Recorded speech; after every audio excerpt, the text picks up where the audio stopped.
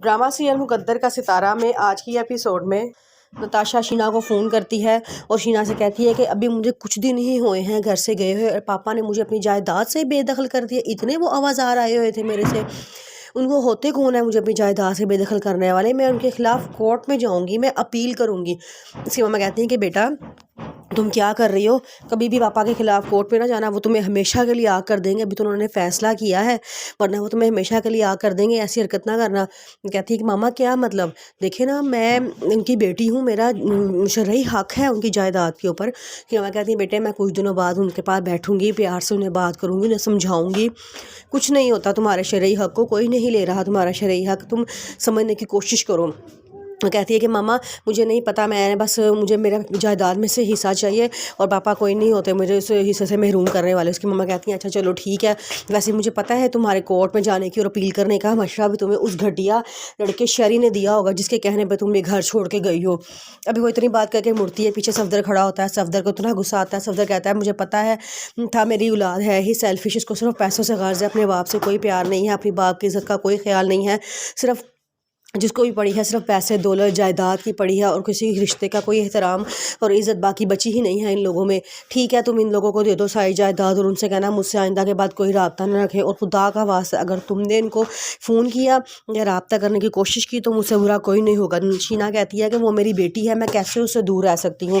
تو وہ کہتا ہے کہ ہاں یہ تمہاری غلط تربیت کا نتیجہ ہے کہ ہمارے بچے آج اس مقام پہ کھڑے ہیں. شینا غصہ آتا ہے, وہ کہتی ہے کہ آپ تو ہر وقت مجھے ہی غلط سمجھتے ہیں. غصے میں وہ وہاں سے چلی جاتی ہے. پھر اس کے بعد فیضان ہادیہ کو بہت شاپنگ کرواتا ہے, اس کو مختلف جگہوں پہ لے کے جاتا ہے, کھانا کھلاتا ہے, کپڑے لے کر دیتا ہے اور بڑا پیارا سا نیکلس لے کے دیتا ہے. ہادیہ بہت ہی خوش ہو جاتی ہے, وہ معصوم ہوتی ہے, اس کو نہیں پتہ ہوتا کہ اس کا اصل نیکلس لے کے اس کے بدلے اس کو نقلی نیکلس دلا دیا گیا ہوتا ہے. وہ اسے فیضان سے کہتے ہیں کہ فیضان آپ بہت اچھے ہیں, آپ نے میرا دل بہت خوش کیا ہے, آپ نے جتنا کچھ لے کے دیا ہے مجھے تو الفاظ ہی نہیں مل رہے کہ میں آپ کا کن الفاظ میں شکریہ ادا کروں. وہ کہتا ہے کہ بس ٹھیک ہے, بس تم ہنستی مسکراتی رہا کرو, تم ایسے بہت خوش رہتی ہو, اداس نہ اچھی لگتی ہو, اداس نہ ہوا کرو. وہ کہتی ہے کہ اب تو اداس ہونے کی کوئی وجہ ہی نہیں بنتی. پھر وہ فیضان کہتا ہے کہ میں تم سے قسم کھا رہا ہوں کہ میں نے اپنی گرل فرینڈ رمشا کو چھوڑ دیا ہے اور اب نہ ہی میں اس کے پاس کبھی جایا کروں گا, نہ ہی اسے ملا کروں گا. اب میری زندگی میں صرف تم ہو, تمہارے علاوہ اور کوئی بھی نہیں ہے. ہادیہ کہتی ہے کہ مجھے یہ بات سن کے بہت خوشی ہوئی ہے, بہت شکر ہے اللہ کا کہ آپ میں بدل گئے ہیں. اب مجھے بڑی خوشی ہوئی ہے اس بات کی. فیضان کہتا ہے چلو ٹھیک ہے, اب ایسا کرو تم گھر جاؤ, مجھے ایک دوست کی طرف جانا ہے, پھر میں گھر واپس آتا ہوں. ہادیہ کہتی ہے ٹھیک ہے. ہادیہ بڑا خوش ہوتی ہے, سامان لے کے اندر آ جاتی ہے تو راضی اس کو دیکھتا ہے. راضی چپ کر کے ہادیہ کو فون کرتا ہے اور کہتا ہے کیا حال ہے. ہادیہ کہتی ہے کہ میں ٹھیک ہوں, تم نے مجھے فون کیوں کیا ہے. وہ کہتا ہے کہ میں صرف تمہیں اس لیے فون کیا ہے کہ اپنے ہسبینڈ پہ نظر رکھو, یہ بدلنے والا انسان نہیں ہے. ہادیہ کہتی ہے نہیں ایسی بات نہیں ہے, انہوں نے مجھے قسم کھائی ہے کہ انہوں نے اس لڑکی کو چھوڑ دیا ہے اور وہ بدل گئے ہیں. وہ کہتا ہے کہ اس کی قسم کا تم کیا کرنا ہے, جو اپنے ماں باپ کو دھوکہ دے سکتا ہے اس سے اگر تم کیا چیز ہو, جو ماں باپ سے وفا نہیں کر سکا وہ تمہارے ساتھ کیسے وفا کر سکتا ہے, تم نے یہ سوچا بھی کیسے. ہادیہ کہتی ہے تم کون ہوتے ہو میرے بارے میں اتنی پرواہ کرنے والے, مجھے پتہ ہے میں اپنے ہسبینڈ پہ بہت ٹرسٹ کرتی ہوں اور میاں بیوی کا رشتہ ٹرسٹ پہ ہی چلتا ہے, کبھی بھی اس طرح نہیں چلتا کہ ایک دوسرے پہ شک کرتے رہو. وہ کہتا ہے کہ ہاں نہیں, میاں بیوی کا رشتہ کبھی بھی ٹرسٹ پہ نہیں چلتا بلکہ وفا پہ چلتا ہے. اگر دونوں وفا کرے تو پھر یہ رشتہ چلتا ہے, ورنہ یہ رشتہ نہیں چلتا. میں تمہیں کہہ رہا ہوں کہ وہ جھوٹ بول رہا ہے. اور اگر تمہارا کوئی نیکلس چوری ہوا ہے, ہادیہ کہتی ہے کہ ہاں میرے الماری سے نیکلس چوری ہو گیا تھا, کسی نوکر نے نکال لیا ہوگا. تو وہ کہتا ہے کسی نوکر نے نہیں نکالا, تمہارے شوہر نہیں نکالا ہے, تمہیں نہیں پتہ اس بات کا. وہ کہتی ہے کہ تم کیسی بات کر رہے ہو, میرے شوہر پہ کیوں الزام لگا رہے ہو.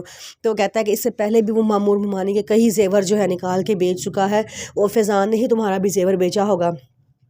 ہادیہ سے بڑا ناراض ہوتی ہے اور غصہ کر کے فون بند کر دیتی ہے. جب وہ فون بند کرتی پیچھے سے شینا آ جاتی ہے اور کہتی ہے کہ تم کس سے بات کر رہی تھی. ہادیہ کہتی ہے کہ میں فائزہ سے بات کر رہی تھی. تو وہ کہتی ہے کہ کیا فائزہ ہر وقت فارغ ہی ہوتی جو تمہیں ہر وقت کال کرتی رہتی ہے اور ہر وقت فیضان کے خلاف بھڑکاتی رہتی ہے, یہی ہے جو تمہارے الٹے مشورے دیتی ہے. کراچی آ کے تو اس لڑکی کا اور پر لگ گئے ہیں, اور زیادہ ہوا میں اڑنا شروع ہو گئی ہے. اسے کہا کرو تمہیں ہر وقت فون نہ کیا کر, جب دیکھو تم فون کے ساتھ چپکی رہتی ہو, اس سے الٹے مشورے لیتی ہو اور اپنا گھر خراب کرتی جا رہی ہو. وہ تو ہادیہ کہتے ہیں کہ نہیں آنٹی ایسی کوئی بات نہیں ہے, فائزہ مجھے کوئی ایسی بات نہیں کرتی.